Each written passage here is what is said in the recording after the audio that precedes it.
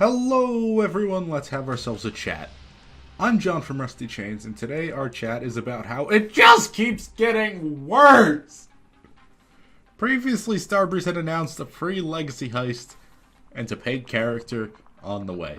Now just yesterday, the Payday community was sent into a tailspin as the Starbreeze shareholder quarterly report revealed that they are scaling back on Payday 3 with significantly smaller investment going forward as the studio goes all in on Project Baxter. Now today, Starbreeze has announced in their weekly blog that the free heist has been pushed to December and the paid character is delayed out of 2024 entirely. I don't know if this delay was already settled on or is just an immediate product of the resource redirection to Baxter, but the timing really couldn't be worse. People have been getting pretty excited about this new Heister, mainly because most of the community believes this to be the returning fan favorite Chicken Man from Florida. Now, having a significant increase in the wait time for an anticipated return in an already antsy community, it's not going to build hype, but instead it's going to only serve to deflate it. Also, after yesterday's news, I'd expect this, or just any paid content in general, to be a much harder sell. Trying to sell people DLC for a game that you've already announced is no longer a priority and is on the back burner. I guarantee you that at least some of the community is going to think twice about buying Payday DLC now that they've been told most of the money from that will be going into a D&D game with an unclear audience, instead of back into the game that they are already playing and enjoying. This also just kind of continues the ongoing point I've been making in my last two videos. I think Starbreeze is really struggling with the notion of doing a live service here. We've had so many major delays in Payday 3 content, and then as soon as they begin to recover, they've now cut the investment and we're just immediately hit with another delay. I'm so frustrated.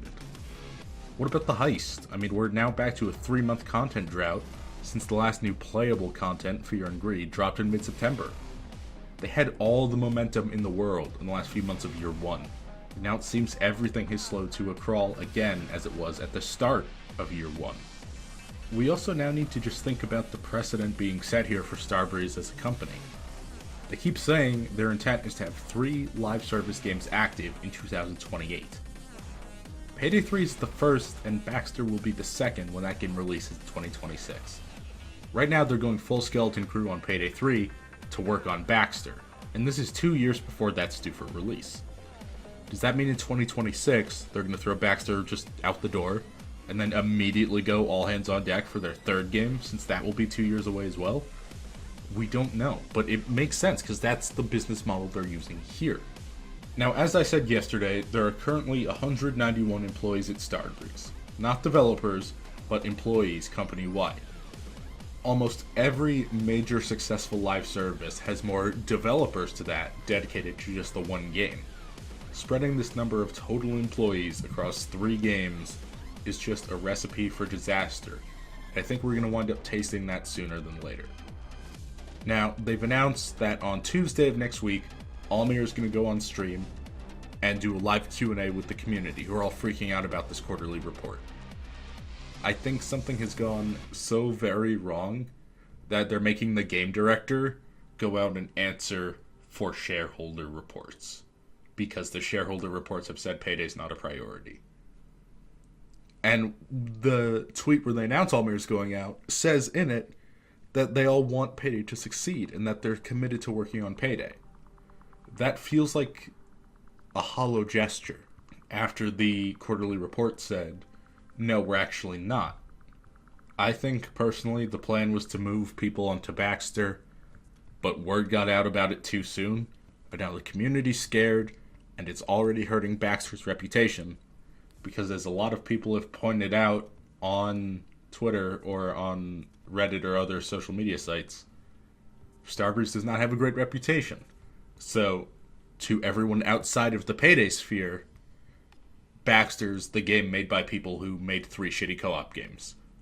To people in the Payday sphere, Baxter is now the game that's siphoning everything, keeping Payday alive. So, I don't see a world where anybody's that excited for Baxter. So that's all I got for today. I know this is a shorter one. I just want to do a quick recap there.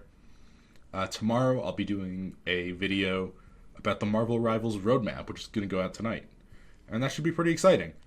Until then, don't forget to spread that happy and stay rusty.